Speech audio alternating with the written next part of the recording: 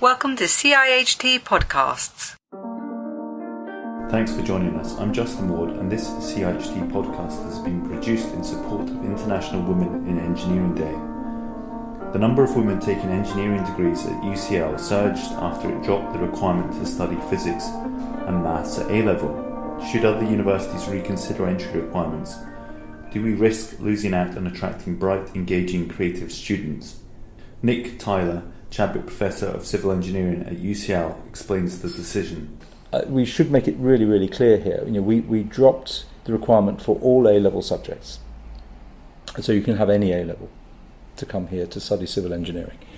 And the reason for doing that was that in discussions with school students, I discovered the way that they chose their A-level subjects when they are 14, 15 years old usually, and sometimes because of restrictions in the availability of subjects in school, so quite often in poorer areas, they're starting to make those decisions in effect even earlier.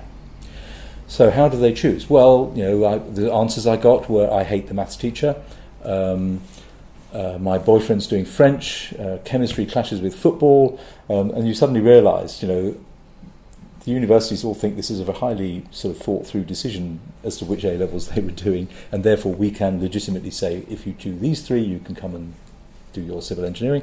Actually it's a load of nonsense, and it's not how they do it. And very often, this is a period in people's lives when the hormones are bashing through the system. They're changing dramatically between the age of 15 and 18 when they arrive at the university. Their lives change, and we put this fence up, which is based on a decision they took 3 or 4 years earlier when they were almost a different person. So why do we do it? What I'm interested in is get exciting, creative, talented brains into civil engineering. And I realised that what our subject restrictions was doing was simply putting a barrier up for people who made very interesting decisions when they were 15. So they chose not to do maths because they didn't like the maths teacher, but they did choose to do Arabic, or they did choose to do psychology or whatever. What they were doing is educating themselves. So we opened it up, and we got a whole load of students in, and it was interesting. The student quality and type transformed from one year to the next. It was really, really interesting to see. We always had good students, but we got a very different type of good student from this lot, and that was because their objective was not actually to be a civil engineer.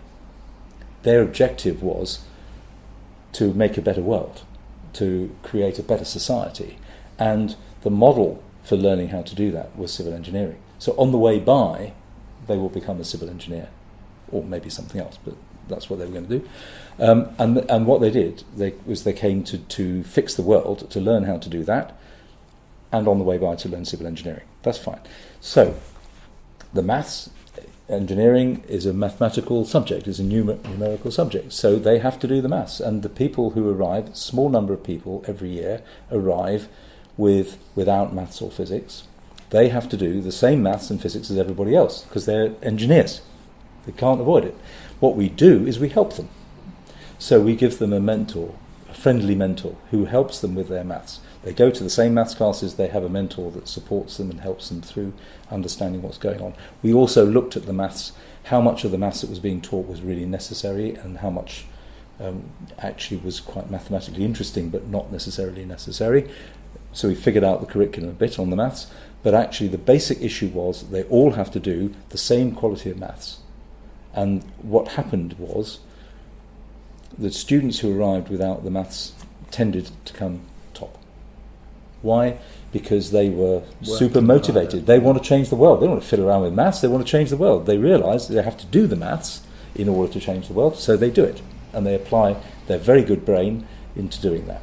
So, and their creativity and their talents and all that sort of stuff gets done. So that's how they get through. It so happened that that model of fixing the world as an objective, rather than being a civil engineer as an objective, I think was easier for women students to see as something that they could relate to. And therefore the proportion of women on the course went up. And I think that's the kind of reason. So we now have a good proportion. I think we could still push it a bit higher. It'd be nice if it was 50-50, that would be really cool. but actually I think we're around about 40-ish. It fluctuates a little bit every year, but I think we're in that sort of ballpark. But that is the offer, and I think that sense of having a higher objective is something which appealed to them as much as, if not more than, the male students. It's a very, very interesting outcome. I like the message. Probably a good point to end on is the making the world a better place, and that's what people in the transport sector are ultimately charged with doing. So thank you, Nick. You've been listening to a podcast with Nick Tyler, Chadwick Professor of Civil Engineering at UCL. So thank you for listening. Thanks very much. Thank you for listening to this CIHT podcast.